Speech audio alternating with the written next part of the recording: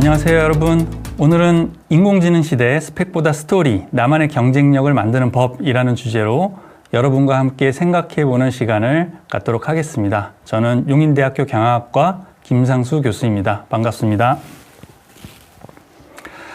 오늘의 강의는 여러분이 앞으로 대학생활을 하면서 그리고 미래를 준비하면서 꼭 한 번쯤 고민해 볼 만한 주제가 아닐까 생각을 해봅니다. 너무 큰 부담 갖지 말고 편안하게 들어주시면 좋을 것 같습니다. 네, 먼저 여러분은 스펙이 많을수록 성공에 더 가까워진다고 생각을 하시나요? 아니면 스펙보다는 다른 것이 더 중요하다고 생각을 하시나요? 여러분 이력서 작성 한번 해보셨나요? 이력서에 어떤 것들이 나오죠? 네, 이력서 맨 위에는 우선 인적사항이 나오죠. 인적사항 이어서 또 학력사항, 네, 학점, 자격증, 어학점수, 네, 소위 스펙이죠. 네, 스펙을 많이 채워 넣으면 정말 경쟁력이 높아진다고 생각하시나요? 네, 여기서 오늘의 질문입니다. 잠깐만 여러분도 스스로 생각을 한번 해보시면 어떨까요? 네, 같은 출발선에서 무엇이 차이를 만드는지 함께 생각을 해보시기 바랍니다. 최근 OECD와 한국고용정보원 등에서 인공지능과 자동화에 가장 많이 노출되는 직업군을 발표했습니다. 사무직, 관리지원직과 같이 데이터 입력, 서류 처리, 행정 지원을 하는 직무들, 그리고 회계 금융지원직, 법률 문서 검토 관련 보조 직무, 고객 서비스와 콜센터 상담원 등은 인공지능이 빠르게 대체할 수 있는 분야로 순위에 올라 있었습니다. 심지어는 고숙련 직무라고 할지라도 지식 기반이나 문서 중심, 그리고 지원형 역할이라고 한다면 인공지능의 영향을 크게 받을 수 있다고 하는데요. 한국의 경우 한국고용정보원 조사 결과도 유사한 것으로 나타났습니다. 반복적이고 정형화된 직무인 경우에는 인공지능이 그 역할을 대체할 수 있는 것으로 나타난 것이죠. 그래서 앞으로는 판단, 창의, 그리고 상호작용 중심의 역량이 더 중요해질 것이라는 시사점이 있었습니다. 인공지능은 보고서 작성, 자료 검색, 그리고 번역 등과 같이 반복적이고 표준화된 업무를 빠르게 처리한다는 장점이 있습니다. 챗봇이나 로봇 변호사, 실시간 번역 등으로 직무별 기본 역량이 복제되고 있는 것이죠. 이제 스펙만으로는 차별화가 어려워진 시대가 되었습니다. 이력서 작성해 보셨나요? 네. 여기 계신 분들 중에서 1학년 학생들은 아마도 이력서를 작성해 본 경험이 없는 학생들이 더 많으실 것 같아요. 네, 만약에 여러분들이 이력서를 작성을 하신다면 네, 여러분들이 가진 이력들 중에서 인공지능이 여러분들의 이력을 대신할 수 있는 항목들이 얼마나 될까요? 네, 그렇다면 앞으로는 무엇이 여러분이라는 사람을 다른 사람과 구분을 짓게 될까요? 인공지능은 스펙을 쉽게 만들지만 진정한 스토리는 인간만이 경험을 바탕으로 창조를 할 수가 있습니다. 스토리라는 것은 경험과 해석 그리고 전달의 고부로 표현을 할 수가 있는데요. 복제가 불가능한 자신의 스토리를 만드는 것이 오늘의 최종 목표가 되겠습니다. 즉 인공지능은 스펙을 만들지만 스토리는 인간만이 만든다라는 메시지를 꼭 기억을 해 주시기 바랍니다. 네, 여기서 잠깐 인공지능이 대신할 수 없는 나만의 경험과 생각을 한두 문장으로 직접 적어보도록 하겠습니다. 예를 들면 나는 어떤 문제를 어떠한 방식으로 풀었다. 네, 즉 도전과 행동이 되겠습니다. 그래서 어떠한 변화를 얻었다. 저런 말이죠.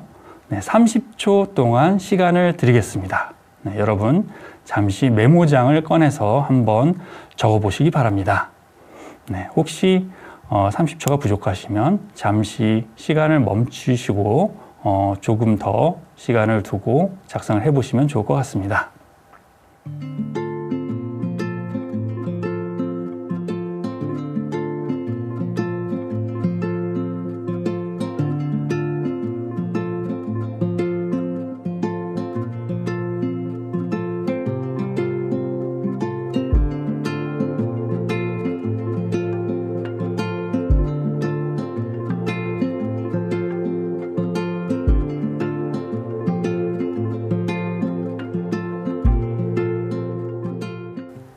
인공지능 시대에는 어떠한 변화가 생겼죠?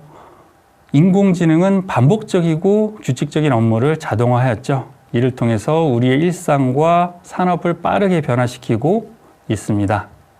네, 그렇지만 창의력, 비판적 사고, 그리고 감성적 소통 등은 아직 인간만의 영역이라고 볼 수가 있습니다. 따라서 앞으로는 인간만의 역량을 키우는 것이 더욱더 중요해집니다. 네, 여기서 질문인데요.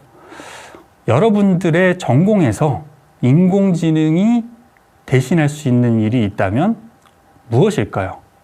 네, 특히 반복적이고 규칙적인 일들에 해당하는 것이 있다면 인공지능이 대신하게 될 가능성이 더욱 높은 일이 아닐까요? 네, 그렇다면 여러분은 어떠한 역량을 키워야 될까요? 인공지능으로 대체되는 업무들에는 어떤 것들이 있다고 했었죠?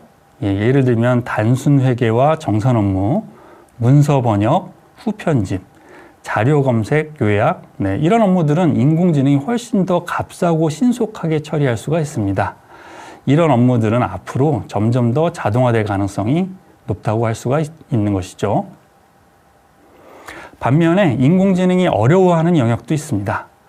창의적 문제 제정이, 신뢰와 관계 형성, 윤리와 스토리텔링, 이러한 영역은 인간만이 가진 강점이라고 볼 수 있는데요. 예를 들면 의료 진단에서의 윤리적 책임이라든지 면접관의 신뢰 판단, 위기 상황의 직관적 결정, 교육 현장에서의 공감적 피드백, 이러한 업무들은 인공지능이 쉽게 대체할 수 없는 부분이라고 볼 수가 있습니다.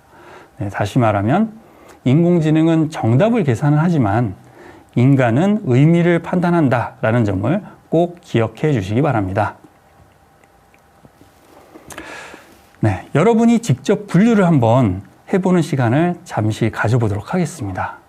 네, 다음 슬라이드에 보이시는 여러 가지 태스크들, 네, 즉 회의 요약이라든지 인터뷰 질문 설계, 고객 불만 중재, 리서치 키워드 도출, 프로젝트 회고문 작성, 재무 데이터 정리, 캠페인 기획 의도 정리, 동아리 갈등 조정, 8가지 태스크들이 보이시죠? 인공지능이 주도하는 것이 적합할지, 아니면 인간이 주도하는 것이 적합할지, 아니면 인공지능이 인간을 보조하는 것이 적합할지, 네, 3가지 분류 중에서 한 가지의 분류를 선택해 보시기 바랍니다. 네, 여기에서 30초 시간을 드릴게요.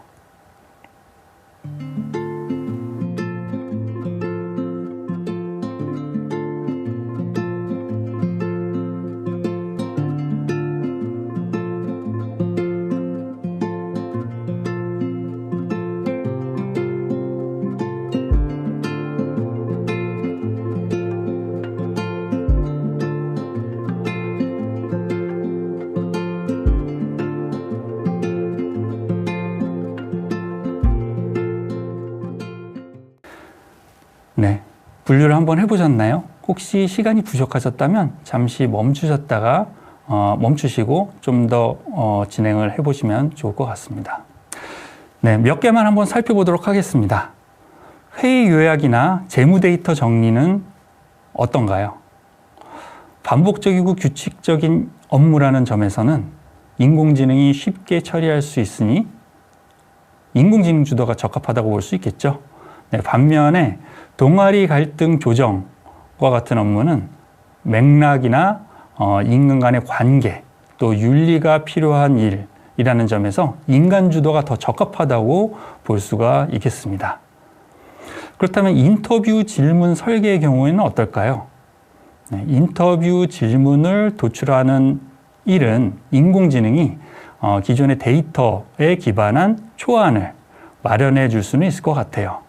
네, 그렇지만 여기에 추가로 앞뒤의 맥락과 그리고 상호 간의 관계에 대한 이해가 필요하다는 점에서는 결국 인공지능은 인간의 결정을 보조하는 것이 적합하다고 볼 수가 있을 것 같습니다. 사실 인간의 영역과 인공지능의 영역을 딱 잘라서 구분할 수 있는 것은 아닐 것 같아요. 이번에는 인간과 인공지능 분업의 3A 프레임워크를 소개해 보려고 합니다. 반복적이고 표준화된 업무는 인공지능에게 맡기는 것이 오토메이트, 즉 자동화 영역이고요. 자료 분석이나 아이디어를 보조하여 내 판단을 강화하는 것이 어그먼트, 즉 증강 영역에 해당되는 것이고요. 그리고 자신만의 스토리와 창의성으로 차별화하는 것은 바로 author, 즉 저작 영역에 해당됩니다. 이러한 세 가지 영역에서 세부 분야별로 예시를 한 번씩 살펴보도록 하겠습니다. 우선 자동화 영역인데요. 사무행정 분야의 데이터 입력, 인보이스 처리, 고객 상담, 체포 응답, 그리고 제조 물류 분야에서는 로봇 팔에 의한 조립, 그리고 마케팅 분야의 광고 캠페인 성과 자동 보고서 생성 등의 예시를 볼 수가 있고요. 다음으로 증강 영역에서는요, 경영기획 분야의 인공지능이 시장 데이터를 분석해주면 관리자는 전략적 의사결정에 반영하는 경우라든지, 또 의료 분야에서는 인공지능이 MRI나 CT 판독 보조 역할로서 의사는 진단 정확도와 속도가 향상되는 경우 등의 예시를 볼 수가 있죠. 또 저작 영역에서는 예술 콘텐츠 분야의 작곡가가 인공지능 작곡 도구를 활용을 해서 감정선이나 구성을 더해서 최종 곡을 완성하는 등의 예시를 볼 수가 있습니다. 이처럼 반복 업무는 인공지능이, 분석과 보조는 인공지능과 인간이 함께, 또 창의적 가치 창출은 인간이 주도를 합니다.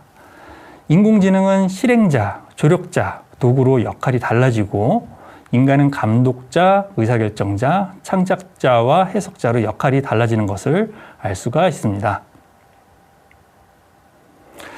그렇다면 사람이 하는 일은 무엇이 되어야 할까요? 인간의 역할이 인공지능에 대체되더라도 인간이 주도할 수 있는 영역에서 활동하기 위해서는 인간만이 역량을 키우는 것이 중요하다는 점을 앞에서도 말씀을 드렸었는데요. 앞으로는 자격증이나 스펙보다 본인만의 경험과 의미가 담긴 스토리가 진정한 경쟁력을 만든다고 말씀을 드리고 싶습니다. 즉 도전, 챌린지, 그리고 행동, 액션, 그리고 결과, 리설트의 이러한 세 가지 구조로 나만의 이야기를 체계적으로 정리를 해서 자신을 효과적으로 표현을 할 수가 있습니다. 여러분들이 4년간의 대학 생활 동안 자신만의 경험과 이야기를 꾸준히 만들어가는 것이 매우 중요하다고 말씀드리고 싶습니다. 따라서 인공지능은 스펙을 복제하지만 스토리는 나만의 것이라는 점을 꼭 유념해 두시기 바랍니다. 특히 경험에서 나온 진정성 있는 이야기는 신뢰와 호감을 높이면서 오래 기억될 수가 있는데요. 거기에 문제정의, 행동, 변화의 흐름을 통해서 자신만의 브랜드 차별화까지 가능하게 해줄 수가 있습니다. 또한 스토리는 경험과 해석, 그리고 전달로 완성이 되어 스펙 이상의 강력한 인상을 남겨줄 수가 있습니다. 즉 스펙은 무엇을 배웠다, 했다 라는 식의 단순한 나열이라고 한다면 스토리라는 것은 어떠한 경험을 통해서 어떻게 바꿨다에 대한 풍부한 서술이라고 볼 수가 있는 것이죠. 면접에 자주 등장하는 질문이기도 합니다.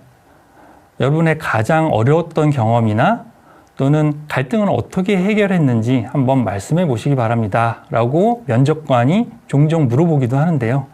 이와 같은 질문에는 앞에서 언급했던 CAR 구조로 답변을 하면 매우 효과적입니다. 첫 번째 도전 단계에서 문제와 맥락을 명확히 설명을 합니다. 두 번째 행동 단계에서는 자신의 구체적 행동과 역할을 강조를 합니다. 그리고 세 번째 결과 단계에서 성과와 배운 점을 전달을 하면 면접관에게 더욱 신뢰를 줄 수가 있습니다.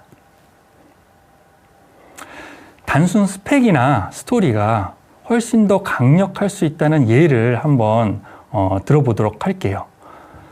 네, 교수의 역할은 강의죠. 네, 그렇지만 강의 말고도 또 다른 중요한 역할이 있는데요. 네, 바로 연구입니다. 따라서 논문이라는 실적이 바로 스펙이 된다고 말씀드릴 수가 있는데요. 네, 바로 제 사례를 한번 들어보고자 합니다. 네, 저는 경영학과 교수니까 저에 대한 사례를 한번 들어보도록 하겠습니다. 수년 전에 코로나 시기였었죠. 코로나 시기에는 모든 오프라인 교육이 제약을 받았던 상황이었습니다. 스포츠가 특성화인 우리 대학도 예외는 아니었습니다. 스포츠 수업 역시도 온라인으로 진행될 수밖에 없었던 시기였고요. 온라인으로 효과적인 교육 훈련이 가능할까라는 의문을 당시에 학교에서는 가지게 되었었고요. 이때부터 스포츠도 온라인으로 교육 훈련이 가능하도록 해야겠다. 이런 목표 그리고 도전의식을 가지고 우리 대학의 스포츠 분야 강점을 살려서 가상현실, 버추얼 리얼리티죠. VR을 활용한 스포츠 훈련의 성과에 대한 연구를 그때부터 시작을 했습니다. 네, 당시부터 수년간 연구를 진행을 했고요. 여기에는 저 혼자 연구를 한 것이 아니고요. 스포츠 레저학과 교수님을 찾아가서 함께 연구하자고 부탁을 했고 또 여러 학생들이 함께 연구에 참여를 해서 여러 편의 의미 있는 연구 결과를 도출을 했습니다. 특히 학제 간 융합 연구로서의 의미뿐만이 아니고 인공지능 시대 스포츠 훈련의 미래를 설계할 단초가 되었다는 점에서 향후 연구에 대한 기대가 더 크다고 생각을 합니다. 네, 어떤가요? 단순히 논문을 몇 편 썼다라고 제가 스펙으로서 말씀을 드렸다면 또 어땠을까요? 네, 그리고 앞서와 같이 왜 어떻게 연구를 했는가라는 형태의 스토리로 제가 말씀을 드린 것과 비교를 해보면 다른 게 느껴지시나요? 네, 이처럼 스펙보다 왜 어떻게 그래서가 담긴 스토리가 더 강력함을 보여드리기 위한 사례를 제가 말씀을 드려보았습니다. 자, 여러분 이제부터는 직접 나만의 스토리를 만들어보는 시간입니다. 여러분의 경험을 새 문장으로 표현하는 스토리를 직접 만들어보는 건데요. 여기서 중요한 건 단순히 경험을 나열하는 것이 아니고 도전, 행동, 결과, 구조를 활용을 해서 여러분만의 이야기를 효과적으로 전달을 해보는 거죠. 예를 들면 여러분들 고등학교 시절에 했던 도전 경험을 한번 떠올려 보는 건 어떨까요? 어떤 문제에 부딪혔고 여러분은 어떻게 행동을 했고 그 결과 무엇을 얻었는지를 한번 생각을 해보시는 거죠. 네, 이제 다음 슬라이드에서 구체적으로 그 방법을 알려드리도록 하겠습니다. 스토리를 잘 만들려면 3가지 요소가 필요하다고 앞에서도 말씀을 드렸죠. 첫 번째 도전, 챌린지는 내가 직면한 문제와 그 상황의 이해관계자를 명확히 하는 단계를 말합니다. 그리고 두 번째 행동, 액션은 내가 선택한 핵심 행동과 그 이유, 그리고 문제 해결을 위해 어떤 조치를 했는지를 구체적으로 설명하는 단계를 말합니다. 세 번째, 결과 및 성찰, result and reflection은 구체적인 결과와 배운 점을 수치와 함께 제시하고 앞으로 어떻게 할지 계획까지 공유하는 단계를 말합니다. 이 3가지를 기억을 하시면서 여러분의 경험을 정리해 보시기를 바랍니다. 자, 그럼 도전과 행동을 어떻게 써야 될까요? 먼저 도전은 현재 상태와 목표 사이의 간극을 한 줄로 명확하게 정의하는 것이 중요합니다. 시간, 장소, 이해관계자, 예산 등 맥락도 포함을 하면 훨씬 더 좋습니다. 행동은 자신의 역할을 밝히고 핵심 선택, 그리고 작은 실험, 협업이나 설득 방법을 구체적인 동사로 표현을 하면 좋습니다. 예를 들어서 동아리 지원자가 줄어든 상황에서 나는 홍보 동선을 재설계하고 릴스 영상을 제작을 했다. 이런 식으로 표현을 하는 거죠. 어떠신가요? 네, 상황은 한 줄로, 그리고 행동은 구체 동사로 강조를 하는 것이죠. 네, 꼭 기억을 하시기 바랍니다. 네, 마지막으로 결과와 성찰을 어떻게 쓰면 좋을까요? 성과와 변화는 가능하다면 전후 비교 수치로 명확하게 표현을 하면 더욱 신뢰성과 설득력을 높일 수가 있습니다. 그리고 이번 경험에서 배운 점을 구체적으로 언급하고 다음에 더 잘할 방법을 주변에 공유를 하면 스스로의 성장에도 더 큰 도움이 됩니다. 또 포스터나 보고서라든지 사진이나 링크와 같은 다양한 아티팩트를 남긴다면 결과의 확장성과 활용도도 더욱 높일 수가 있습니다. 숫자와 교훈, 이 2가지 요소만 더해도 스토리를 훨씬 더 살릴 수가 있는 것이죠. 이제 실제로 세 문장으로 경험을 정리하는 방법을 알려드리겠습니다. 첫 번째 문장은 자신이 직면한 상황이나 문제를 명확하게 설명을 합니다. C죠. 챌린지. 두 번째 문장은 자신이 취한 핵심 행동이나 협업 실험 내용을 구체적으로 작성하는 것이죠. 세 번째 문장은 결과 수치나 변화, 그리고 그 경험을 통해서 배운 점을 정리를 하는 것입니다. 예시를 들어볼게요. 동아리 신입 지원이 급감했다. 직면한 상황이나 문제를 명확하게 설명하고 있죠. 챌린지가 되겠습니다. 체험 부스와 릴스 영상을 제작했고 홍보 동선을 재설계했다. 네, 취한 행동을 보여주고 있죠. 액션이 되겠습니다. 지원자가 12명에서 20명으로 늘어났고 사용자 관점 홍보의 중요성을 학습했다. 결과 수치의 변화, 그리고 그 경험을 통해 배운 점을 정리를 했죠. 네, Result and Reflection이 되겠습니다. 이런 식으로 간단하게 정리를 해볼 수가 있겠습니다. 자, 이제 여러분 차례입니다. 여러분들 고등학교 시절 경험도 좋습니다. 또는 자격증을 취득하신 것이 있다면 자격증 취득 경험도 좋고요. 여러분들 대학 와서의 경험도 좋습니다. 팀 과제라든지 또는 아르바이트 또는 동아리 또는 그 외에 어떤 경험도 좋습니다. 그러한 경험 중 하나를 선택을 하셔서 앞에서 학습을 했던 CAR 기법으로 세 문장으로 경험을 한번 정리를 해보시기 바랍니다. 약 3분 정도 시간을 드리겠습니다. 여러분들의 경험을 직접 작성을 해보시기 바랍니다. 잠깐 화면을 멈추고 작성을 하신 뒤에 다시 진행을 하시면 좋을 것 같습니다.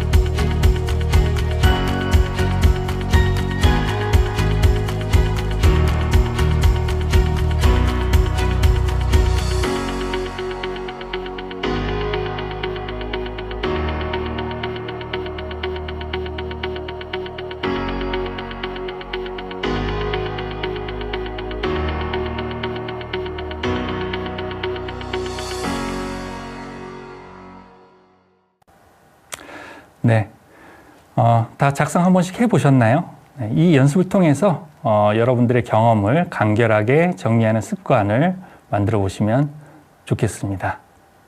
여러분들이 방금 만든 세 문장 스토리 초안을 이제 포트폴리오로 더욱 확장해 볼 수가 있습니다. 스토리의 아티팩트나 사진, 링크를 추가를 해서 하나의 원페이지 포트폴리오로 만들어 보는 거죠. 이렇게 기록을 남기면 다음 단계인 스토리를 성장시키는 방법으로 자연스럽게 이어질 수가 있습니다. 스토리는 한 번 만들고 끝나는 것이 아닙니다. 계속 성장하는 것인데요. 대학 생활에서 다양한 기회를 적극적으로 탐색을 하고 경험을 꼼꼼하게 기록하고 습관화를 하면 자신만의 스토리 아티팩트를 만들 수가 있습니다. 관계를 더욱 넓히고 실패도 기록을 하면 성적표를 훨씬 뛰어넘어서 진정한 여러분만의 경쟁력을 갖출 수가 있습니다. 네, 성적표만으로는 부족합니다. 여러분만의 경험의 기록이 경쟁력이라는 점을 꼭 기억을 하시면 좋겠습니다. 대학 생활에는 정말 다양한 기회가 있습니다. 동아리라든지 프로젝트 경험, 그리고 봉사와 지역 활동도 있죠. 해외 교환이나 단기 연수도 있고요. 복수 전공이나 융합 전공, 또 마이크로 디그리도 있습니다. 캠퍼스 잡 리크루팅도 있고요. 공모전 경시대회의 기회들도 있습니다. 다양한 학생회 활동들도 있고요. 네, 이러한 다양한 경험들을 통해서 문제 해결, 사용자 관찰, 피드백, 문화 적응, 그리고 협업 등과 같은 다양한 역량들을 키울 수가 있습니다. 여러분들 본인의 전공과 또 여러분들 관심에 맞는 다양한 기회를 여러분들께서 적극적으로 찾아보시기를 바랍니다. 무엇을 남길지 고민할 때 문제나 목표를 한 줄로 명확히 작성을 해보시기를 바랍니다. 주요 행동 두세 가지와 결과 수치를 기록을 해서 구체적인 성취와 진행 상황을 보여주는 것도 좋아요. 배운 점과 다음 단계를 정리를 하고 링크나 사진 등과 같은 증거를 첨부를 하면 신뢰성을 더욱 높일 수가 있습니다. 네, 한 페이지 이내의 분량으로 만들어서 SNS나 블로그 등과 같은 다양한 플랫폼에 공유를 하는 것도 상당히 효과적인 방법이 될 수가 있습니다. 그리고 작은 습관이 또 큰 변화를 만들어 줄 수가 있는데요. 5분 일기와 메모를 통해서 what, so what, 그리고 now what 과정을 실천을 하면 여러분 자신을 또 돌아볼 수가 있습니다. 매주 회고를 통해서 성공이나 실패, 또 감사의 순간을 기록해 가면서 성장 방향을 찾을 수가 있습니다. 네, 성공만 중요한 것이 아니고요. 실패도 상당한 의미가 있습니다. 실패를 통해서도 꾸준한 개선이 이루어질 수가 있기 때문인데요. 예를 들면은 여러분이 만약에 전국 단위 공모전을 나갔는데 팀원들과 2달간 준비를 한 것이 비록 입상으로 이어지지는 못했다고 하더라도 그 과정을 통해서 얻은 팀워크, 큰 의미가 있었겠죠. 또 경험으로부터 얻은 스킬, 그리고 교훈, 이런 것들은 다음번에 또다시 공모전을 도전할 때는 큰 도움이 되겠죠. 그렇기 때문에 그러한 실패로부터도 분명히 여러분들이 많은 것을 얻을 수가 있을 것입니다. 관계를 넓히면 더 큰 성장과 확장, 그리고 다양한 가능성이 열리게 됩니다. 그렇기 때문에 대학 4년 동안 여러분께서 많이 경험을 하시고 많은 관계를 형성을 하고 또 그 과정에서 만들어지는 스토리를 공유를 하면 협업과 추천, 멘토링 등과 같은 또 다른 새로운 기회가 열리게 됩니다. 기존에는 알지 못했던 새로운 기회들이 또다시 열리게 되는 것이죠. 그리고 대학 내에는 다양한 상담 기회도 많이 있습니다. 학생 상담센터와 같은 기관, 또 평생 지도교수, 또래 상담과 같은 기회도 여러분께서 적극적으로 활용을 해 보시면 좋을 것 같습니다. 오늘의 핵심 메시지입니다. 인공지능은 스펙을 복제하지만 스토리는 여러분만의 것입니다. 스토리가 나오려면 경험이 있어야겠죠. 실패해도 좋습니다. 대학생활 동안 다양하고 많은 경험을 해보시기 바랍니다. 그리고 오늘 배운 메시지를 실천으로 옮기는 것이 중요합니다. 이제 대학생활 4년간의 로드맵을 바탕으로 여러분만의 첫걸음을 시작해 보시기 바랍니다. 오늘 강의의 핵심은 인공지능 시대에는 스펙만으로 차별화하기 어렵다. 경험, 해석, 전달이 결합된 스토리가 나만의 브랜드를 만든다라는 점입니다. 여러분의 대학 생활이 스펙을 쌓는 시간이 아니라 나만의 스토리를 만들어가는 시간이 되기를 바랍니다. 여러분의 대학 생활을 응원하겠습니다. 화이팅! 감사합니다.